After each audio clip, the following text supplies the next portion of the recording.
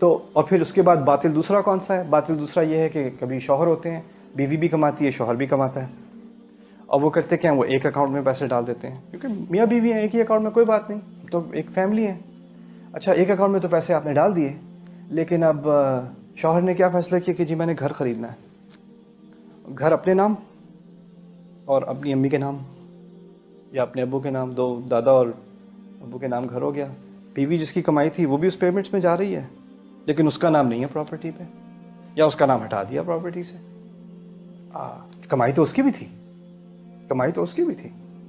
پھر اس کے بعد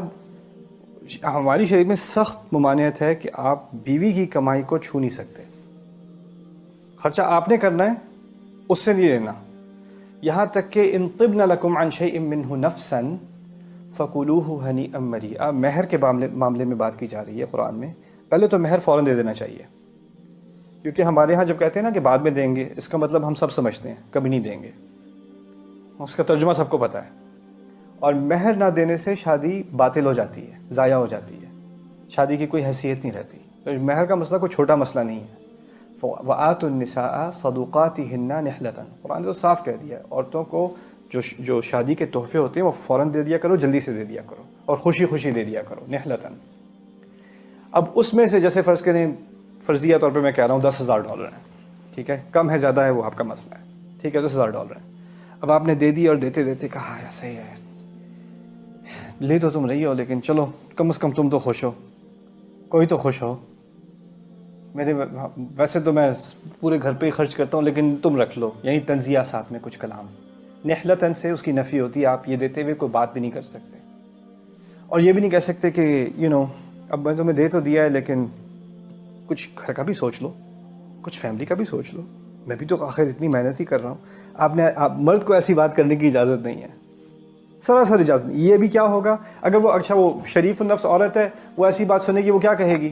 نہیں جی پھر آپ لے لیں، میں کیا کہوں، ٹھیک ہے، محنت مجھے تھوڑی چاہیے، مجھے تو بس آپ چاہیے، وہ لے لو۔ وہ قیامت کے دن وہ کھڑی ہو جائے گی اور وہ کہے گی نہیں مجھے وہ چاہیے تھے،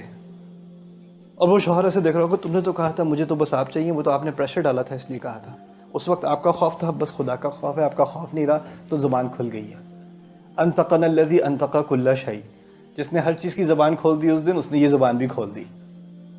تو یہ یعنی کبھی کبھی ہوتا ہے نا کہ مجھے پیسے دے دو، یہ ڈائریکٹ ہے، لیکن کئی دفعہ پریشر جو آپ دوسروں پر ڈالتے ہیں وہ ڈائریکٹ نہیں ہوتا، وہ صرف آپ کی شکل سے ہوتا ہے، اچھا یہ رکھ لوں، نہیں آپ رکھ لیں، نہیں آپ رکھ لیں، کہا بھی نہیں، شکل سے پتہ چل گیا، یا آہیں بھر بھر کے، یا کھانا نہیں کھایا جا رہا، نہیں آج موڈ نہیں ہے کھانے کا، آج بس رہنے دو، آج آواز بدل لی، یہ ساری ڈرامے بازیاں کیوں؟ تأکلوا بینکم اموالکم بالباطل ولا تأکلوا اموالکم بینکم بالباطل۔ اور پھر یہ جو مہر کا مسئلہ ہے، کہا اللہ تعالیٰ نے کہا فإن طبن لکم عن شیء منہ نفسا،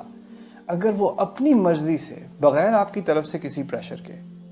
آپ کو کچھ کہہ دیں، آپ نے $10,000 دیے، اس میں سے $5 نکال کے اس نے آپ سے کہا جاؤ آئس کریم لے لو اپنے لیے، تو آپ خوشی خوشی جا کے آئس کریم کھاؤ، پھر آپ کو ضمیر لانے کی ضرورت نہیں بیچ میں کہ میں مرد ہوں، میں تمہارے پیسے کبھی نہیں۔ اگر وہ خود سے دے رہی ہے تو ٹھیک ہے، وہ اپنی مرضی سے دے رہی ہے، لیکن آپ نے کسی طرح سے اس پر پریشر نہیں ڈالنا، وہ باطل ہوگا، وہ فائنینشیل ابیوز ہوگی، کیونکہ وہ اس کا حق تھا، اس کی طرف تو آپ غلط طریقے سے نظر بھی نہیں رکھ سکتے، نظر بھی نہیں رکھ سکتے۔ پھر کہیں کہ نہیں تمہارے تو بھائی کی اتنی پراپرٹی ہے، تمہارے تو چچا کی اتنی وہ زمینیں ہیں، اور اس کا تو یہ ہے اور وہ ہے، تو تمہیں کیا ضرورت ہے؟ وہ آپ ان کے چچا کو ان کے چچا ہی رہنے دیں، آپ ان کو بیچ میں ان کو لانے کی ضرورت نہیں ہے۔